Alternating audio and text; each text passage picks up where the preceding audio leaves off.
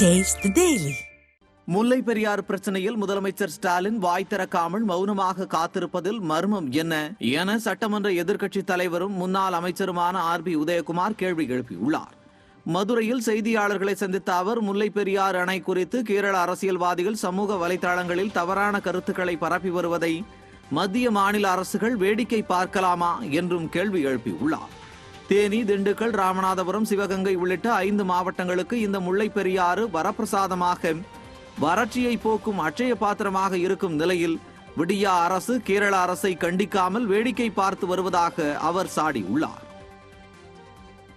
கேரள மக்களிடத்திலே ஒரு தவறான செய்தியை பரப்பி, அச்சத்தை பரப்பி, பதட்டத்தை உண்டாக்கி 2 மாநில மக்களிடத்திலே இருக்கிற சகோதர உறவை கேள்விக்குறி ஆக்கியிருந்த வகையில சமூக வலைதளங்களிலே செய்திகள் வெளியிட்டுக் கொண்டே இருப்பதை மத்திய அரசு, மாநில அரசு இரண்டும் வேடிக்கை பார்ப்பது தமிழக மக்களின் எதிர்காலத்திற்கு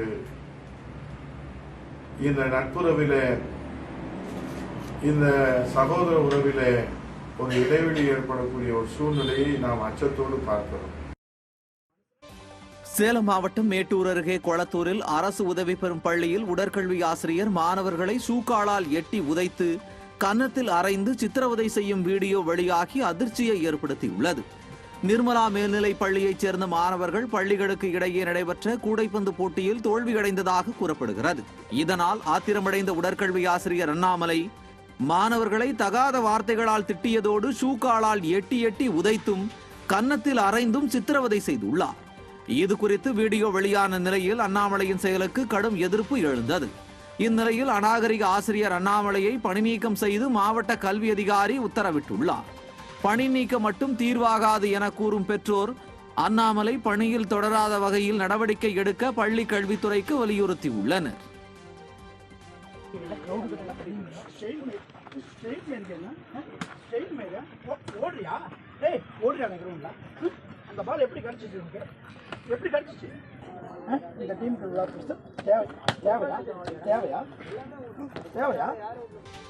சென்னை பல்கலைக்கழகத்தில் விரிவுரையாளர்கள் பணி நியமனங்கள் தொடர்பான குற்றச்சாட்டுகளை விசாரிக்க சென்னை உயர்நீதிமன்றம் உத்தரவிட்டுள்ளது. பல்கலைக்கழக மானியக் குழுவின் விதிகளை மீறி விரிவுரையாளர்கள் நியமிக்கப்பட்டதாக குற்றம் சாட்டி சென்னை உயர்நீதிமன்றத்தில் வழக்கு தொடரப்பட்டது.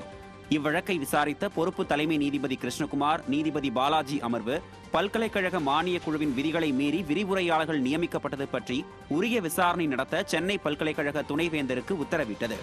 6 மாதங்களில் விசாரணையை முடித்து தவறுகள் நடந்திருப்பின் அதற்கு காரணமானவர்கள் மீது நடவடிக்கை எடுக்கவும் உயர்நீதிமன்றம் உத்தரவிட்டுள்ளது.